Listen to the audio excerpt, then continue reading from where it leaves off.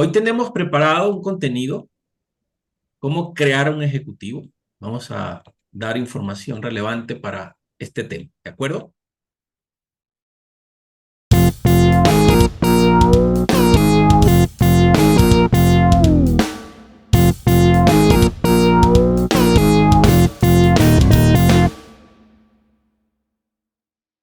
Bueno, me presento, soy Joel Maldonado, soy el responsable de suministrar la información de este webinar.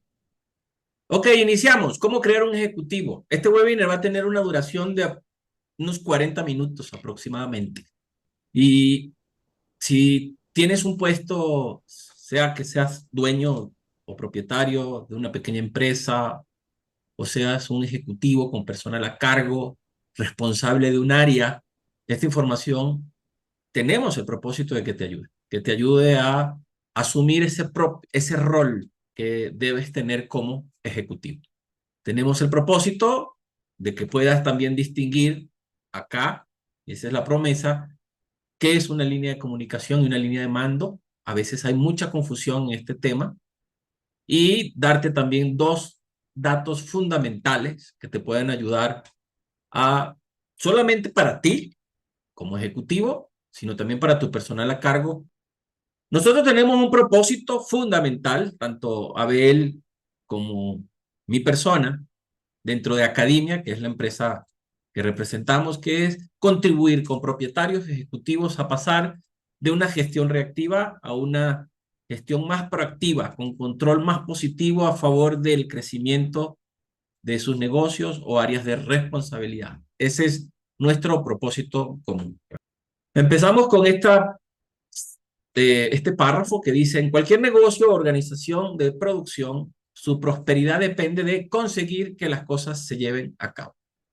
Cuando decimos las cosas, estamos hablando, por supuesto, de las estrategias, las metas, los objetivos, las actividades. El ejecutivo está ahí para asegurarse de que la gente produzca lo que se supone que debe producir en cantidad viable y en una calidad aceptable. Y esta es la razón de que un ejecutivo está ahí. Y eso es lo que se supone que tiene que hacer. Así que si tú quieres identificar un ejecutivo de 2 metros de altura, figurativamente hablando, o sea, un ejecutivo competente, un ejecutivo que puede llevar a cabo su rol con efectividad, pues es que logre que se lleven a cabo las cosas, que se lleven hasta el final, que se pueda avanzar. Cuando nos llenamos de propósitos fallidos, de acciones inconclusas, cuando nos come el torbellino de una actividad o el remolino de una actividad, pues dejamos a un lado el rol realmente de ser un ejecutivo. Y comienzo con esta información porque los datos que te voy a dar el día de hoy te van a ayudar a conseguir que las cosas se lleven a cabo. No sé si seas un ejecutivo comercial, un ejecutivo del área de producción, un ejecutivo del área de calidad o un ejecutivo del área de personal. No importa dónde estés, siempre este principio es la esencia de un ejecutivo, que es hacer que las cosas sucedan, que las cosas pasen, que los propósitos y los objetivos se estén logrando dentro de la empresa. Ahora, la pregunta es, ¿cómo creas un ejecutivo? Y yo hago esta pregunta: ¿cómo creas un ejecutivo? Me dan respuestas que son correctas, pero son trilladas, ¿no? Y les voy a compartir alguna de estas respuestas que no quiere decir que esté mal completamente, sino que todavía faltan algunos puntos que no son muy comunes, que son los que vamos a exponer el día de hoy. ¿Cuáles son esas respuestas comunes? Pues dicen, bueno, hay que capacitarlos para que sean unos buenos líderes. Ok, eso está bien, ¿sí? Otros dicen, no, pues como un ejecutivo tiene a cargo personas, pues debe saber comunicar sus ideas claramente. Por tal razón, tenemos que hacer que desarrollen habilidades de comunicación. Eso también está correcto, sin embargo, sigue siendo una respuesta común. Que aprendan a delegar. No eres un ejecutivo si no logras hacer, por conducto de otras personas o otros medios, obtener resultados, ¿no? Eso también es bastante válido. Entrenamiento en la gestión del tiempo, he escuchado también saber planear, saber tomar decisiones, saber investigar, y todo esto es válido. Sin embargo, lo que te voy a dar el día de hoy son dos aspectos que muy pocas veces nombran dentro de cómo tú puedes crear un ejecutivo.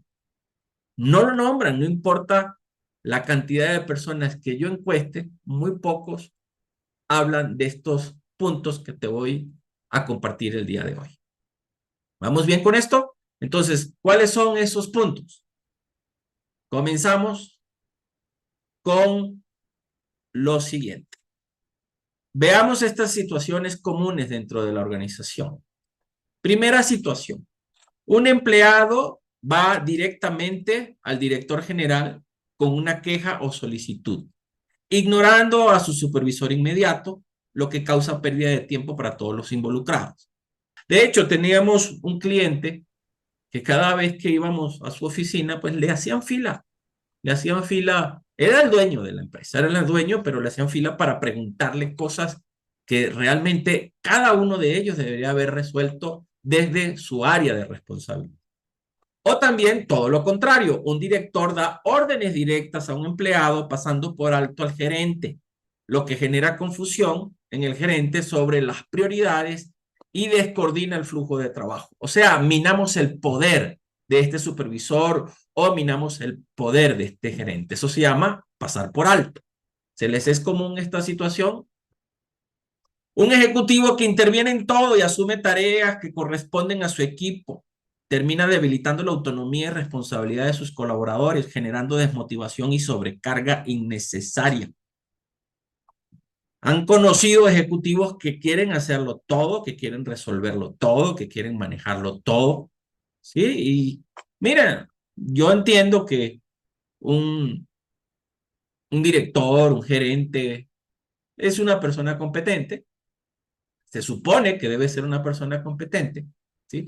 Pero nunca puede hacer más de lo que puede hacer, ¿sí? El tiempo es limitado y cuando el ejecutivo se mete en todo, sea a través de micromanagement o a través de pasar por alto a sus colaboradores, pues comienza él creando cuchillo para su propia garganta, dicho de esta forma. Entonces, ¿qué vamos a hacer para crear un ejecutivo?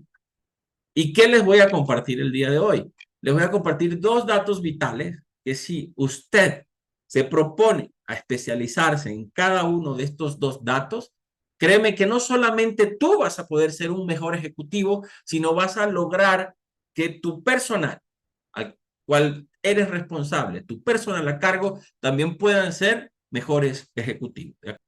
Entonces, veamos. Vamos al grano. El primer dato vital, el dato vital número 1. ¿Cómo creas un ejecutivo? Pues dándole claridad entre qué es una línea de mando y qué es una línea de comunicación. Son dos cosas diferentes. Sin embargo, dentro de la mente de la mayoría de los ejecutivos no capacitados, no entrenados, tienen confusión con respecto a cada una de estas dos definiciones. ¿De acuerdo? Y cuando tú confundes una línea de mando con una línea de comunicación, eso va a impactar negativamente en la producción y va a generar confusión, tanto en ti como ejecutivo, como en tu personal a cargo. Para esto vamos a dar algunos ejemplos, ¿no? Pero antes, veamos qué es una línea de mando y qué es una línea de comunicación. Línea de mando. Una línea de mando es aquella por la que fluye la autoridad. Es vertical, descendente cuando mandas la orden, cuando bajas la estrategia, cuando bajas la directriz, cuando bajas las cuotas, y ascendente, por supuesto, cuando te dan cumplimiento, cuando te reportan que eso se está logrando o se ha logrado. Y una línea de comunicación son conductos por donde circula la información, datos o partículas dentro de la empresa, sea correo, sea personal, sea por teléfono, no importa, pero la línea de comunicación y la línea de mando son dos puntos que es obvio. Tal vez usted dirá, pues eso yo lo sé, eso lo aprendí, pero dentro de la operación, el día a día, los ejecutivos no logran cómo establecer cada una de estas dos líneas. Veamos aquí. La línea de mando es vertical.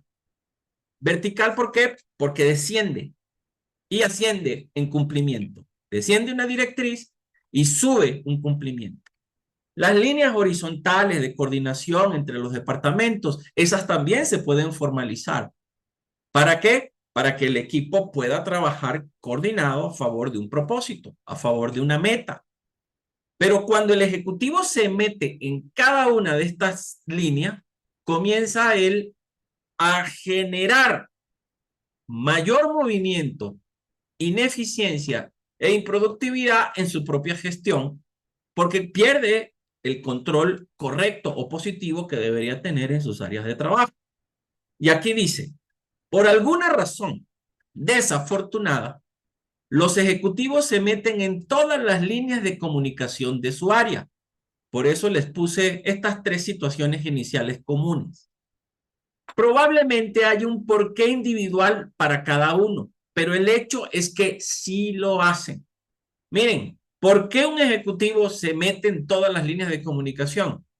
Puede existir diferentes motivos. O no confía en su personal, o no sabe delegar, o tiene la idea de que si no lo hace él, pues no va a quedar bien, o no sabe desarrollar a su equipo, o no tiene las técnicas suficientes para empoderarlo. Y ahí es donde comienza el ejecutivo a entrar en cada uno de los detalles, se convierte en una persona más operativa, menos estratégica y por ende eso impacta en la producción de tu área de trabajo. Básicamente ha confundido una línea de comunicación con una línea de mando. Son dos cosas diferentes.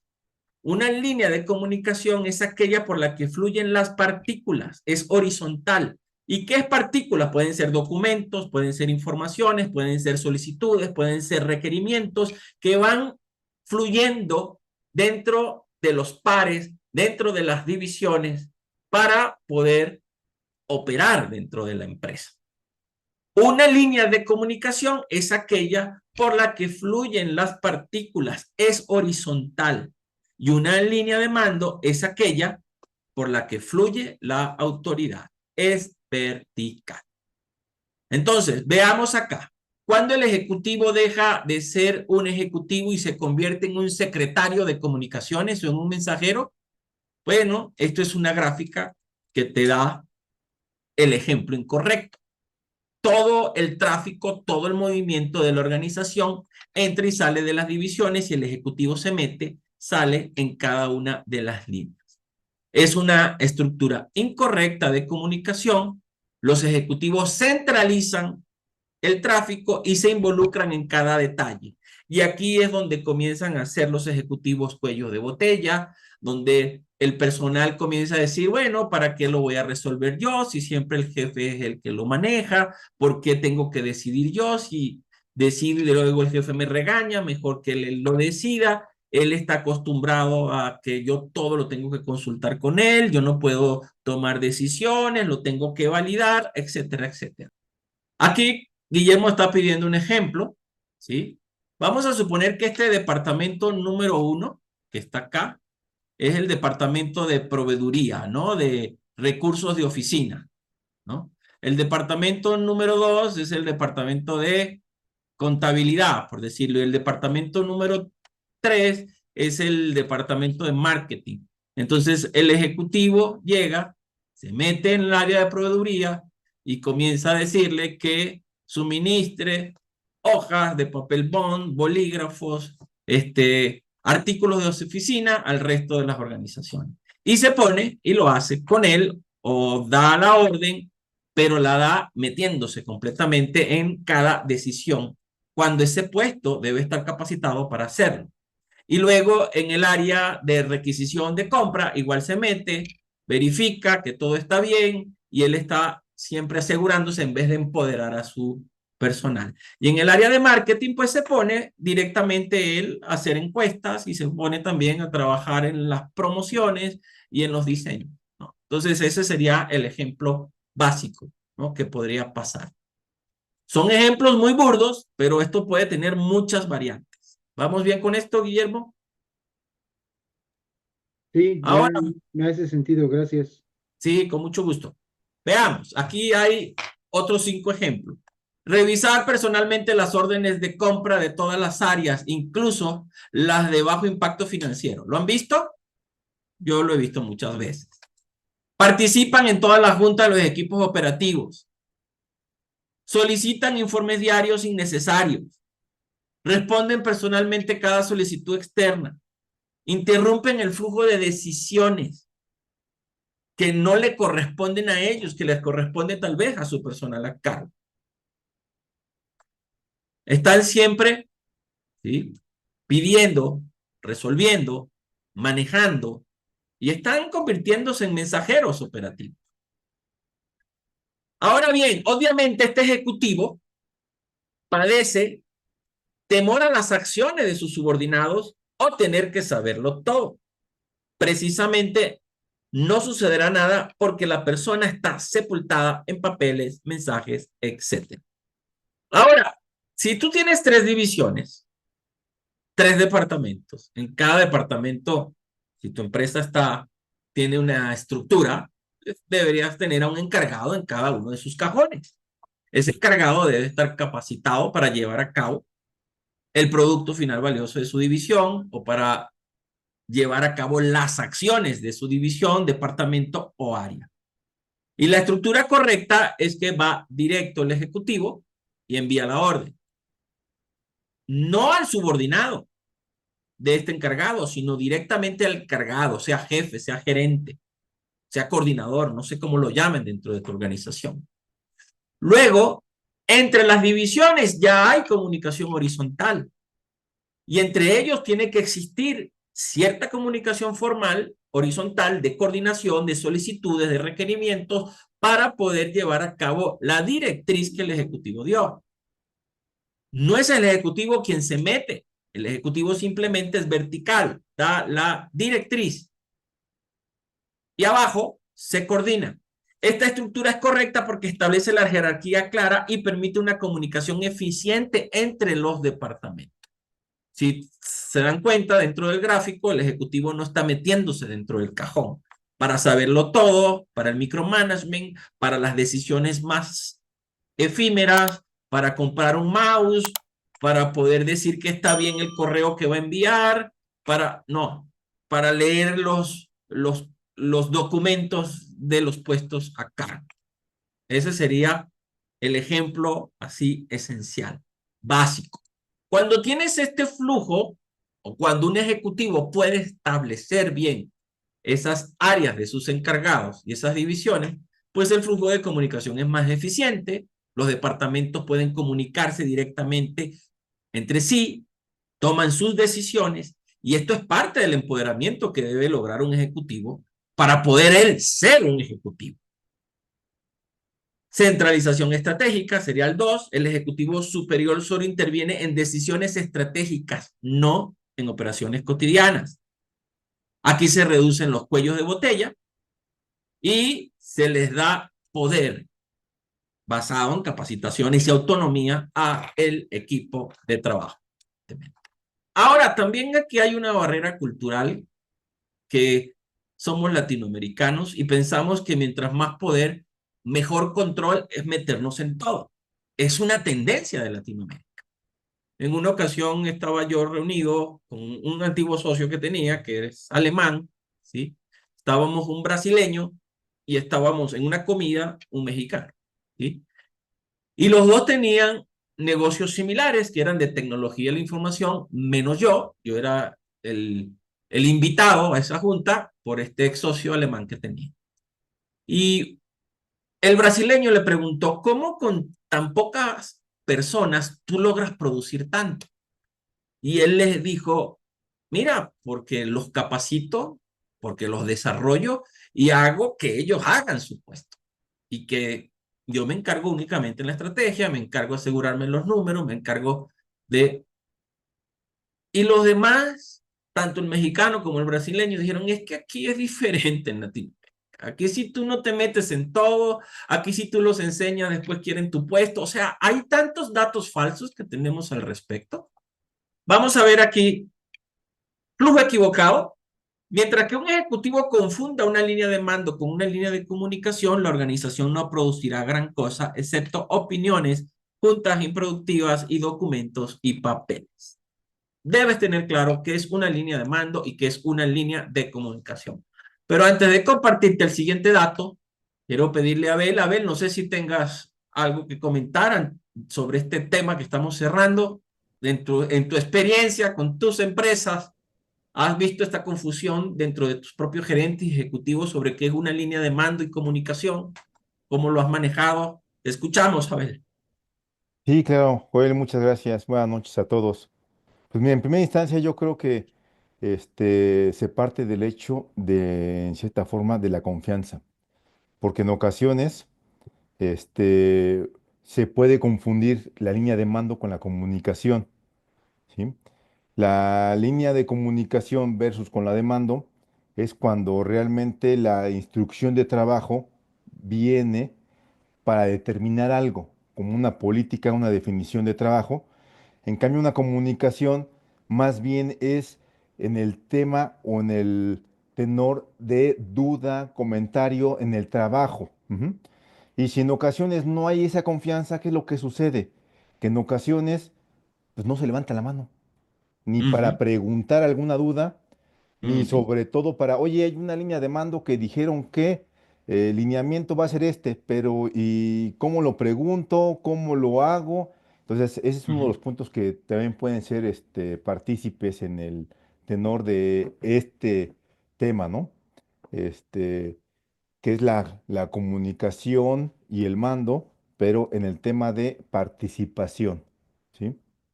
Y bueno, es algo también importante hacer notar de que esta facilidad la debe de dar los directores, los ejecutivos, que son los que den esa confianza de participación, más no a su vez de que impongan una autoridad, el cual den miedo que puedan participar. Entonces yo creo que eso sería importante, ¿no? Que se tenga ese ambiente adecuado de participación. Excelente. Muchas gracias. Bueno, muy bien. Entonces, con esto terminamos el primer punto. Vamos con el segundo punto. Muchas gracias, Abel. Veamos. Antes de hablarte del segundo dato vital para crear un ejecutivo, voy a aclarar cuatro palabras. Muy rápido.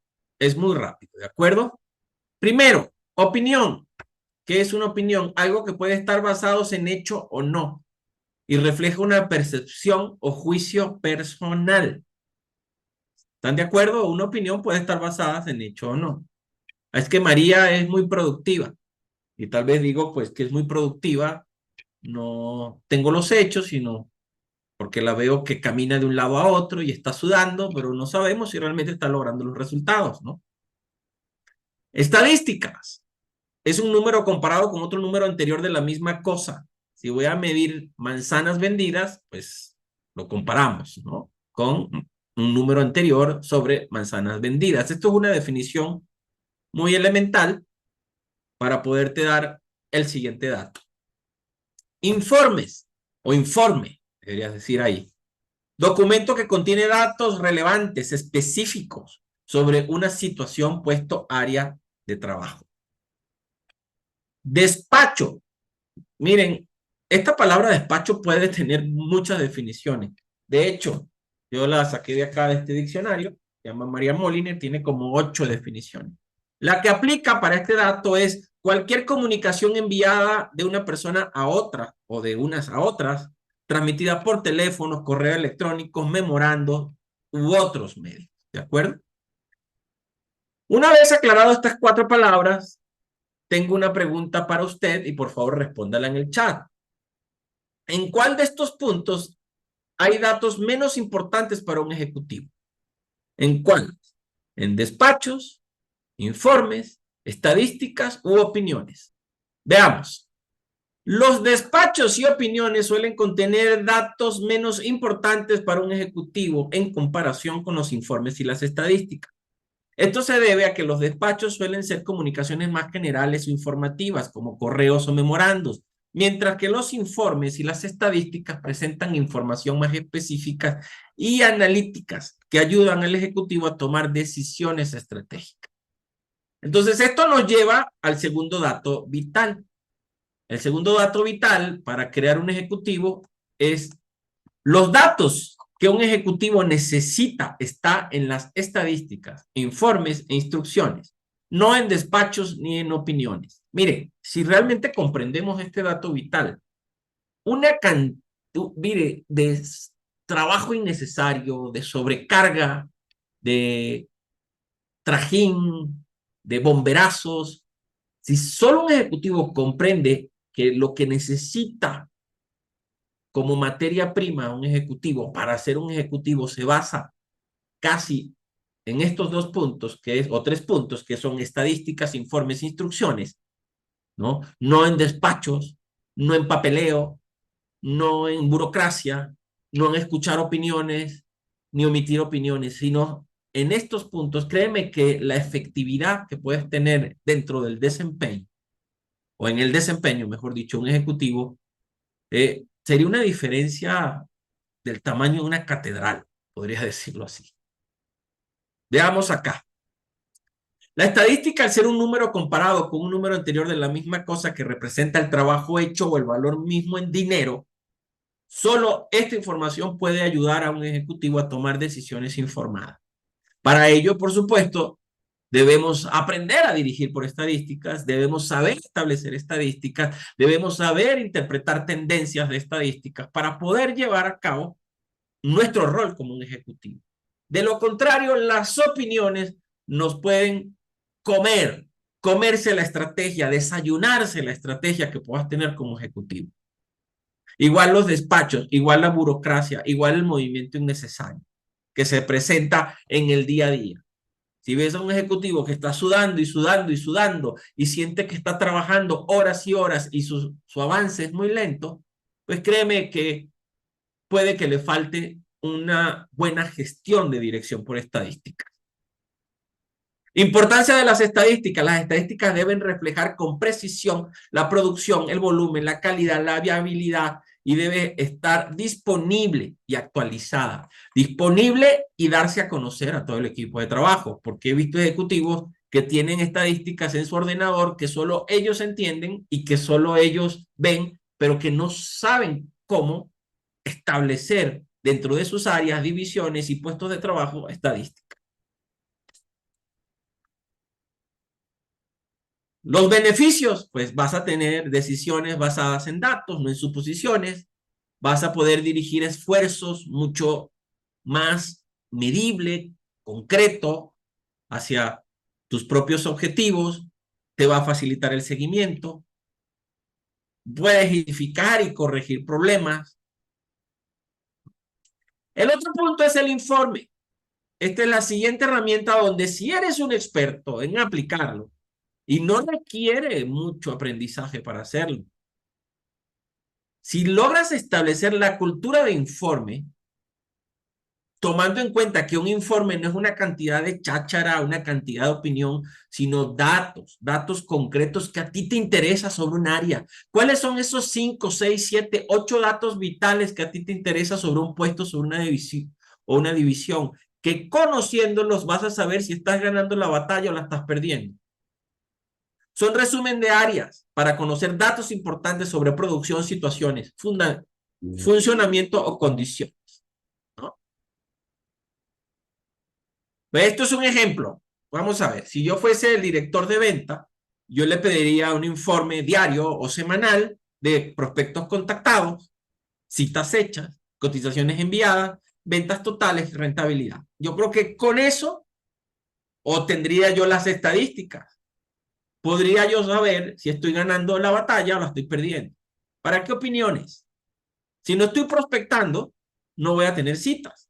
Y si no voy a tener citas, se va a ver afectadas las cotizaciones. Y si se van a afectar las cotizaciones, por supuesto las ventas, y no todo es venta, también me gustaría saber la rentabilidad.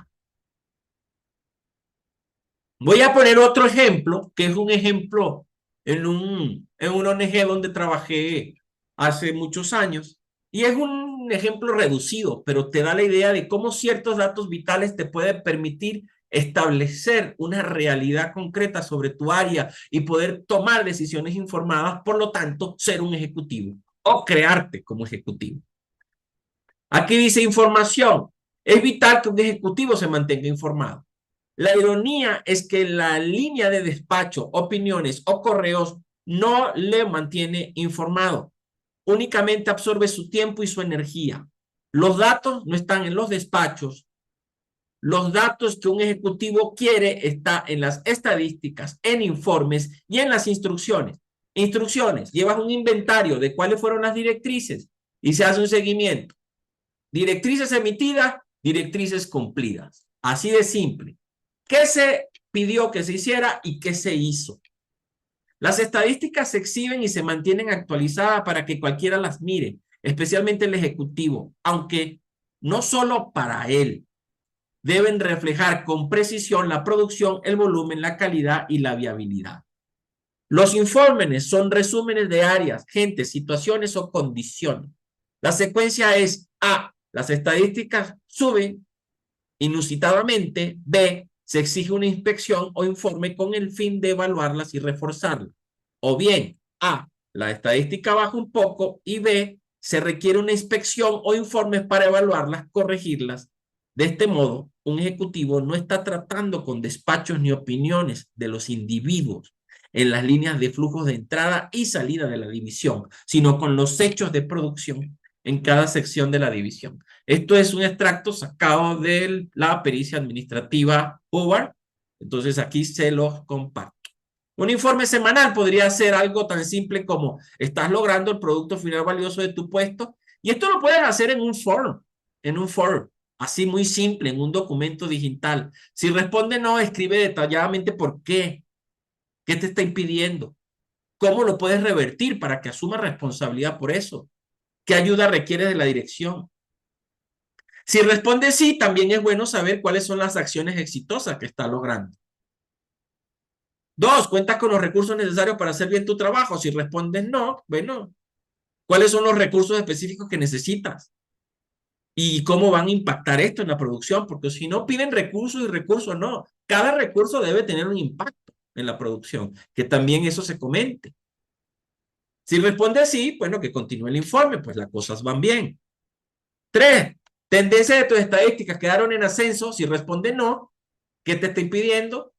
¿Qué ayuda requiere?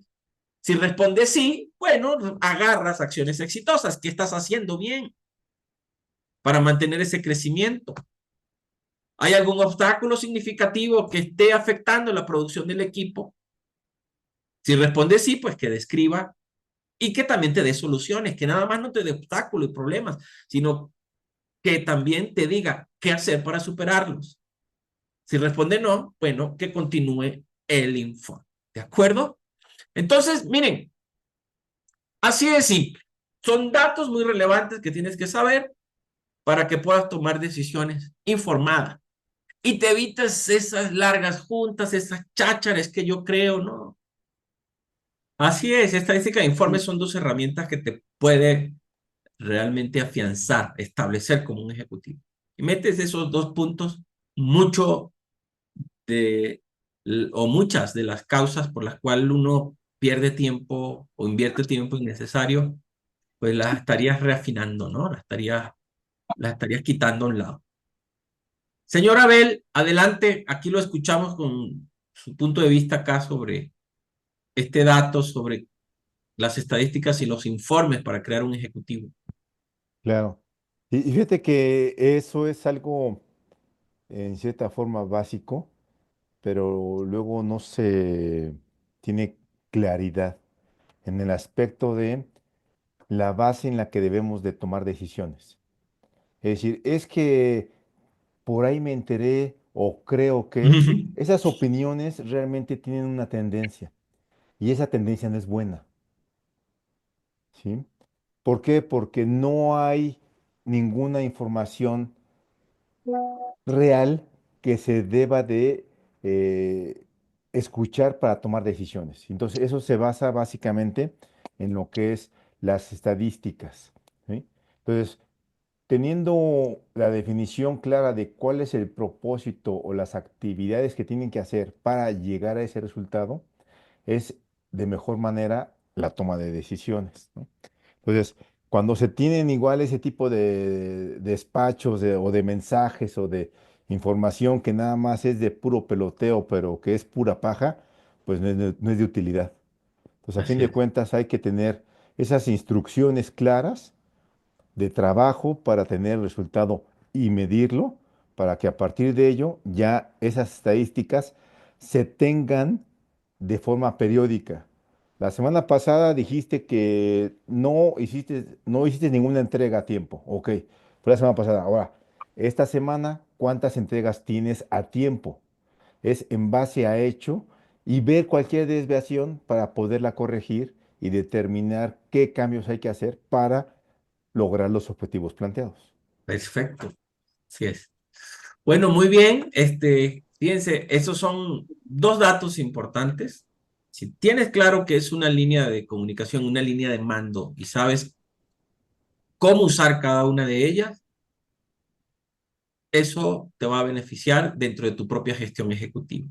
Si usas estas dos herramientas, estadísticas de informe, y te especializas en ellas, lo demás que vimos al principio del liderazgo, la comunicación, por supuesto, no estoy diciendo que no, es importante, pero esto es bien funcional, funcional y aplicable.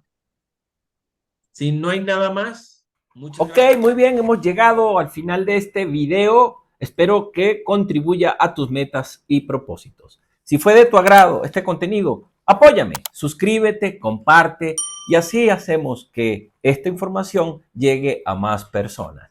Muchas gracias y te espero en mi próximo video. Hasta la próxima.